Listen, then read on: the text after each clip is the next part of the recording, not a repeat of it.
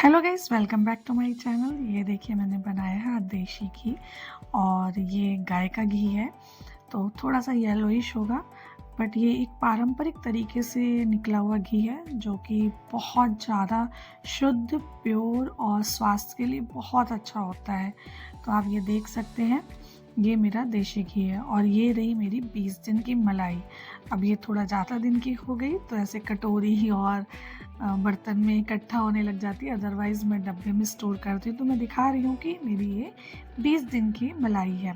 अब 20 दिन की मलाई से घी कितना निकलेगा वो तो अंत में पता चलेगा, ठीक है। मेरी जो दूध आता है उसकी मलाई अच्छी रहती, अच्छी क्वांटिटी में मेरे यहाँ जो है मलाई इकट्ठी हो जाती है।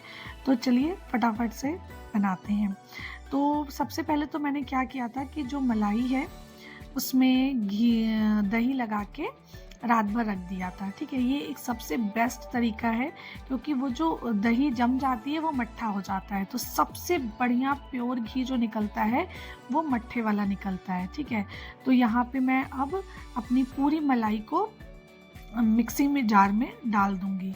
अब आप चाहे तो हाथ से भी इसको फेंट सकते हैं, ये उतनी ही स्पीड से मिक्सी में भी पिसाएगा और लकड़ी से भी। बस इसका अंतर ये है कि मेरे पास टेक्नोलॉजी है तो मैं इससे यूज़ कर रही हूँ, आप चाहें तो मथनी से हाथ से भी निकाल सकते हैं। मेरे पास क्वांटिटी ज़्यादा है तो मैं मिक्सर जार का यूज़ कर रही हूँ। अभी चूँकि मलाई एकदम ठंडी है तो मिक्सी जार गर्म नहीं होगा और उसकी मलाई पे कोई फ़र्क नहीं पड़ेगा, ठीक है। अगर आपकी मलाई ठंडी नहीं है, गर्म है, तो फिर आप ठंडा पानी या बर्फ़ डालिएगा।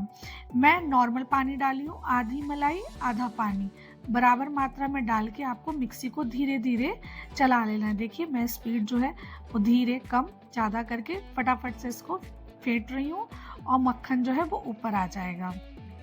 तो बहुत ज़रूरी है कि अगर आपकी मलाई बहुत ठंडी है तो आप नॉर्मल पानी डालिए इन गर्मियों में, क्योंकि जाड़ों में तो क्या होता है कि मलाई बहुत जल्दी आराम से निकल जाती है, मलाई से मक्खन आराम से निकल जाता है।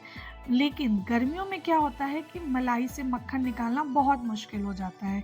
आप ये देखिए कितना बढ़िया मक्खन आया है ऊपर। बस 2 या 3 बार मैंने घुमाया है और ये पूरा मक्खन मेरा ऊपर आ गया। इसलिए आ गया क्योंकि मलाई जो है, मैंने जो दही जम गया था मैंने फ्रिज में उठा के रख दिया था, एकदम चिल्ड हो गया था। नॉर्मल पानी डाल के मैंने इसको मथ लिया है मिक्सर जार में। आप चाहे तो हाथ से भी कर सकते हैं, कोई फ़र्क पड़ेगा नहीं। ये मैं आपको दूसरा बैच भी करके दिखा रही हूँ जिससे कि आपको यकीन हो जाए कि हर बार का प्रोसेस वही है। और जो पहली बार में मट्ठा निकला था, अगर आप दही नहीं लगा रहे हैं तो आप उसको दूध बोलेंगे, और मैंने दही लगा दी थी तो ये मेरा मट्ठा हो गया है। तो मैं उसी मट्ठे को डाल के दोबारा फेंट लूँगी, पानी नहीं डालूँगी। पहली बार में जो लिक्विड निकला है उसी को दोबारा यूज़ करूँगी।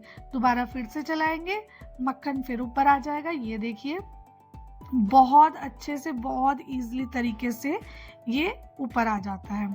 तो जो लोग दही नहीं लगाते हैं वो पारंपरिक तरीका एक तरह से नहीं है दही लगाना, मट्ठा बनाना, क्योंकि जो छाछ निकलता है, असली छाछ जो है वो यही होता है।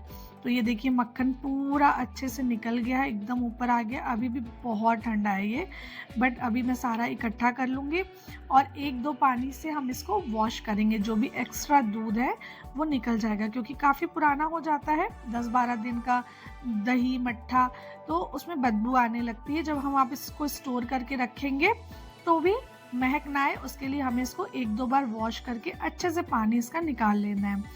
इसके 2 कारण हैं, एक तो पुराना हो जाता है, दूसरा ये है कि इसका जो खुरचन निकलता है ना वो बहुत कम निकलेगा, क्योंकि जब मटेरियल ही कम होगा उसमें, जो यूज़ करने वाला नहीं है, तो खुरचन भी कम से कम निकलेगा। मैं आपको लास्ट में दिखाऊँगी इतनी सारी मलाई में कितना कम खुरचन निकलेगा, क्योंकि वेस्टेज भी इससे कम होता है।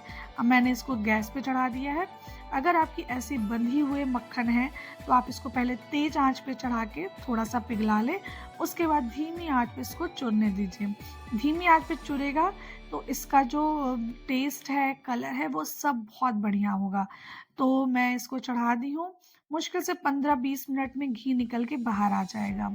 अब डिपेंड करता है कि 2 किलो घी निकला कि 3 किलो घी निकला 20 दिन की मलाई से, वो पूरा इस पे निर्भर करता है कि आपकी मलाई की क्वालिटी कितनी है, कितना दूध आया है और कितना मलाई निकली है। मैं इसको चलाते हुए चारों तरफ से अच्छे से पिघल जाएगा, फिर इसको छोड़ दूंगी, बीच बीच में चलाती रहूंगी जिससे कि नीचे ना लगे। तो मेरी 20 दिन की मलाई है, 2 लीटर दूध आता है मेरे पास, तो अच्छी क्वांटिटी में घी निकल जाता है। करीब 1.5 किलो से ऊपर मेरा घी निकल गया था। मैं आपको लास्ट में दिखाऊंगी। मेरा 2 किलो वाला डब्बा जो है वो थोड़ा सा खाली रह जाता है।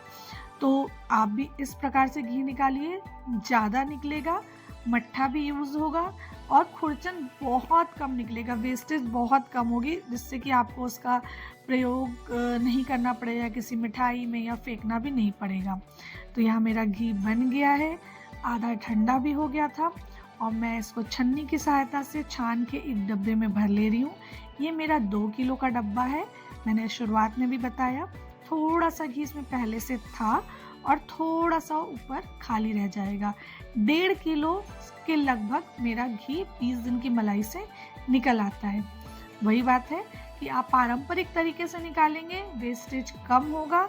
बिलोना ही विधि हुई, बस मैंने मिक्सी यूज़ किया है। आप चाहे तो हाथ लकड़ी वाला, हाँ ये ज़रूर है कि मिक्सी में थोड़ी हीट होती है, पर चूंकि अभी जो मैंने मलाई निकाली है वो एकदम चिल्ड थी, तो गर्म होने के चांसेस उसमें थे नहीं।